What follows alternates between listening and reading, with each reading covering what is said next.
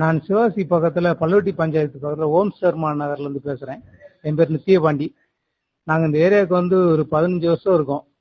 இங்க வந்து நான் முதல்ல லவ் பேர்ட்ஸ் வளர்க்கணும்னு ஆசைப்பட்டு ஒரு 5 ஜோடி லவ் பேர்ட்ஸ் வளர்த்தோம்.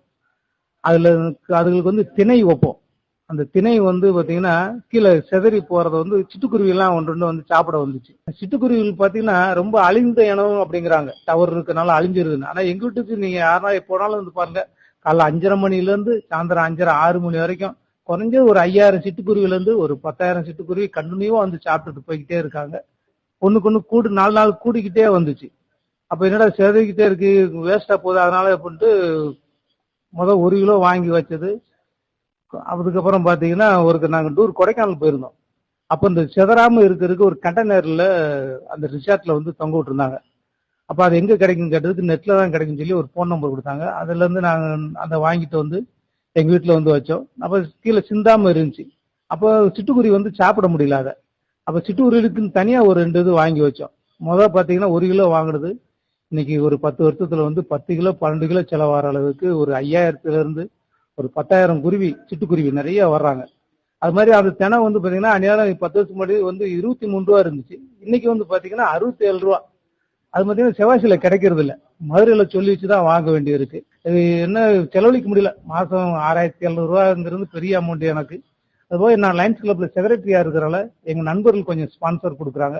அது மூலியமா கொடுக்குறோம்.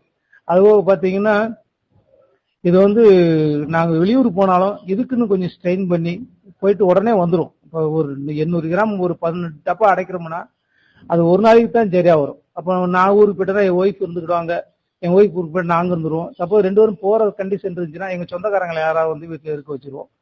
நம்ம அது மாதிரி கண்டினியூவா பண்ணிக்கிட்டே இருக்கோம். ஸோ இப்போ பாத்தீங்கன்னா கிட்டத்தட்ட ஒரு 10,000 வரைக்கும் சிட்டுக்குருவிகள் வந்து சாப்பிட்டுட்டு இருக்கு. ஸோ இதை பார்க்கும்போது நம்மளுடைய மூதாதையர்லாம் வந்து சாப்பிடுற ஒரு ஃபீல் வந்து எங்களுக்கு கிடைக்குது. நாங்க இதுக்கு வந்து பாக்கியம் செஞ்சிருக்கோம் அப்படின்னு நினைக்கிறோம். இதே மாதிரி இன்னும் நாங்க நிறைய சிட்டுக்குருவிகள் வந்தாலும் உணவளிக்கக்கூடிய தன்மை வந்து எங்க கிட்ட உண்டு. இதை எங்களுடைய அடுத்த தலைமுறைகளுக்கும் நாங்க சொல்லிக் கொடுக்கணும்னு ஆசைப்படுறோம். பிளஸ் இதுக்கு இவ்வளவு செலவாகுமே அப்படிங்கிற எந்த விதமான தயக்கமும் இல்லாம அழிஞ்சு வர்ற இந்த சிட்டுக்குருவிகளை இன்னும் நல்ல நிலைமைக்கு நாங்க கொண்டு வர்றதுக்கு அடுத்த ஸ்டெப் நாங்க என்ன கேரி அவுட் பண்றதா இருந்தாலும் பண்ணி அதோடைய வாழ்வாதாரத்தை வந்து நாங்க இன்னும் உயர்த்தணும்னு நினைக்கிறோம். எங்களுக்கு மார்னிங் அந்த எந்திரிக்கும் போதே அந்த சிட்டுக்குருவிகளோட புத்துணர்ச்சி வந்து எங்களுக்கும் இருக்கிற மாதிரி நாங்க ஃபீல் பண்றோம். எங்களோட குழந்தைகளும் அந்த சிட்டுக்குருவிகளுக்கு உணவளிக்கிறத வந்து ரொம்ப ஆசையா பராமரிச்சுட்டு வருவாங்க. ஸோ அதனால எங்களோட தலைமுறைகளோட இது நிக்காம எங்களுக்கு அடுத்த தலைமுறைகளும் இதை கண்டினியூ பண்ணுவாங்க அப்படிங்கிற நம்பிக்கை வந்து எங்களுக்கு இருக்கு. எங்க பிள்ளைங்களை நாங்க சிட்டுக்குருவிகளை பராமரிக்கணும் அப்படிங்கறத சொல்லி கொடுத்துதான் நாங்க கொண்டு வந்துட்டு இருக்கோம்.